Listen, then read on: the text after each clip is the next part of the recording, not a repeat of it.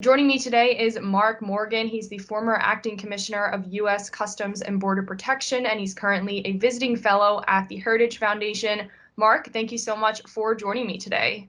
Thanks, Samantha, for having me. Of course. Now, it is crazy to think that just 1 year ago, President Biden was sworn into office. So much has happened since then. And of course, what we're going to be talking about today is what has happened in terms of the border over the last year. Now, I just want to flash back to last January 20th and talk about some actions that President Biden took in his first day in office and also the first couple of days. So, first and foremost, he suspended the migrant protection protocols, also known as Remain in Mexico. He issued a proclamation to end border wall construction, and he also paused deportations for some illegal immigrants, among other actions. First and foremost, kick us off here. How do you think these actions that he took in the first couple of days really set the tone for his first year in office? And how did these actions play out over the last year?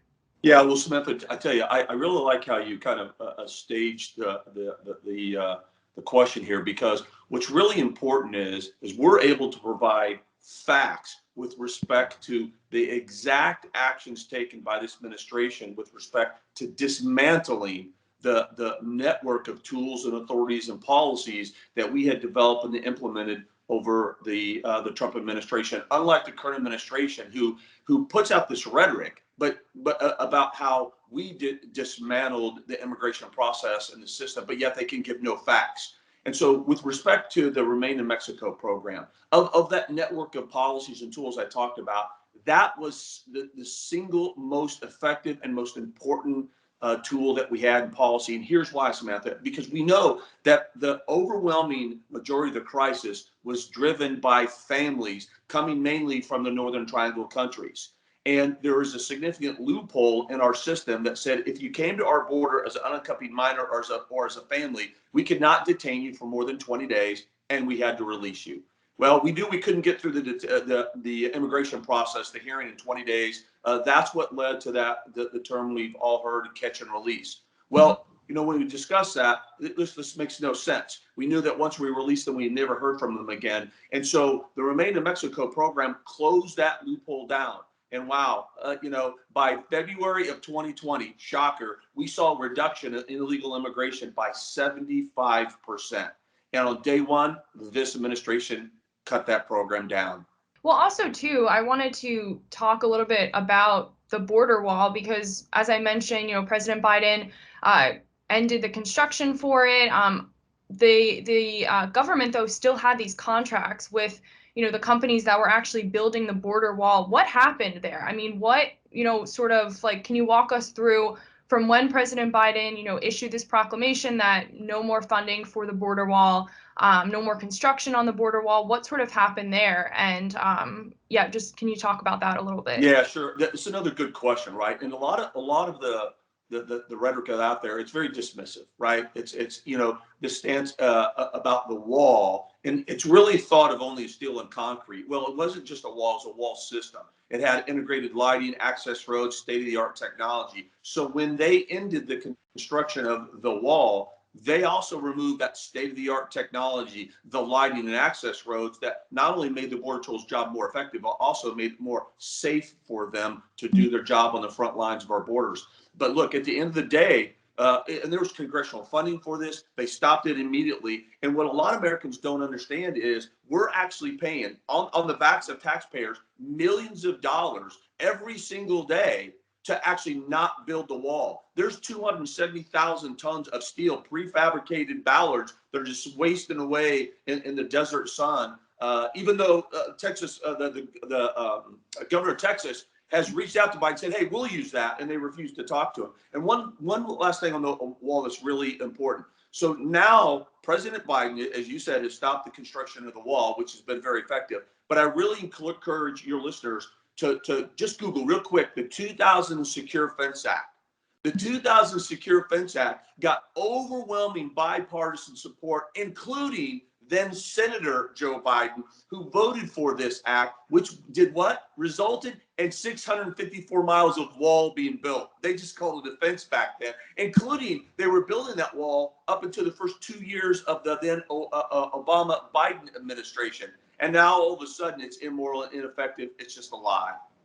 And something else, I mean, in addition to just the amount of illegal immigration that's been going on, I read a report that nearly 2 million border encounters happened just last year alone. We've also seen this incredible spike in the amount of illegal drugs that are coming over. We had U.S. Customs and Border Protection reporting a 1,066% increase in fentanyl and a 98% increase in cocaine seized.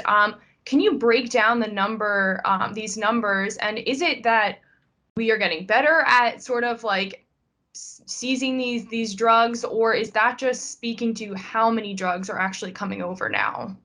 Yeah, Samantha, look, clearly you've done your homework. You don't need me because I couldn't have said it better myself. Because look, this is a very important aspect when you talk about the drugs, and this is what we've been talking about a very long time. You know, most listeners have heard when we talk about, you know, the big things impacting America. We've heard the old phrase, "Hey, it's the economy, stupid," right? Well, that's what I would say about what's going on right now on the southwest border. It's about border security, stupid, right? It's not about illegal immigration.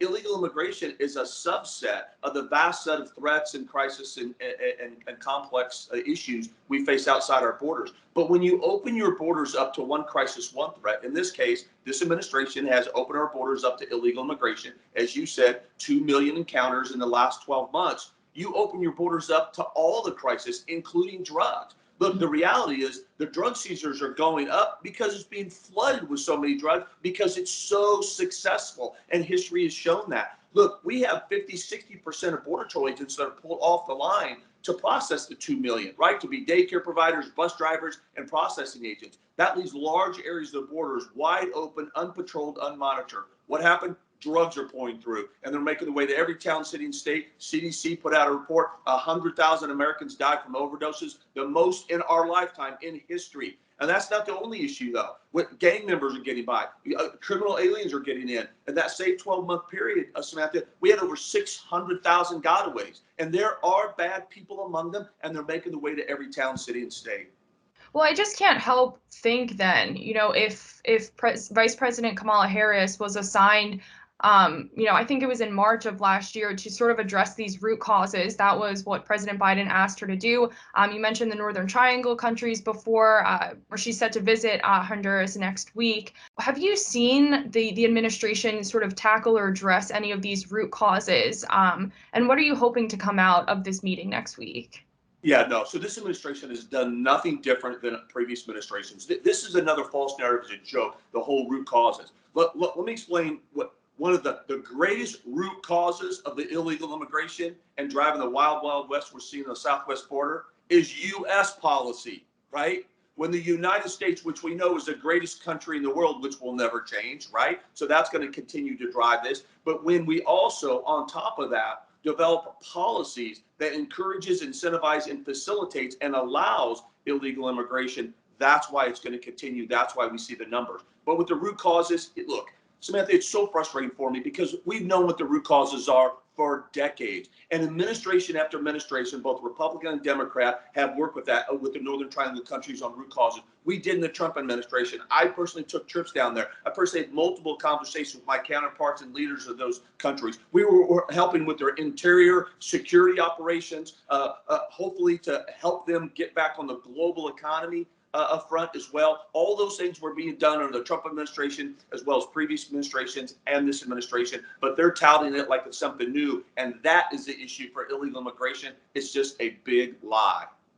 Yes, well, it will certainly be interesting to see what happens during President Biden's second year in office in relation to the border crisis and illegal immigration. I'd love to have you back on to talk about that. It's always a pleasure to have you and to talk about illegal immigration and what's happening at the border. So, Mark Morgan, thank you so much for joining me today. You bet, Samantha, anytime.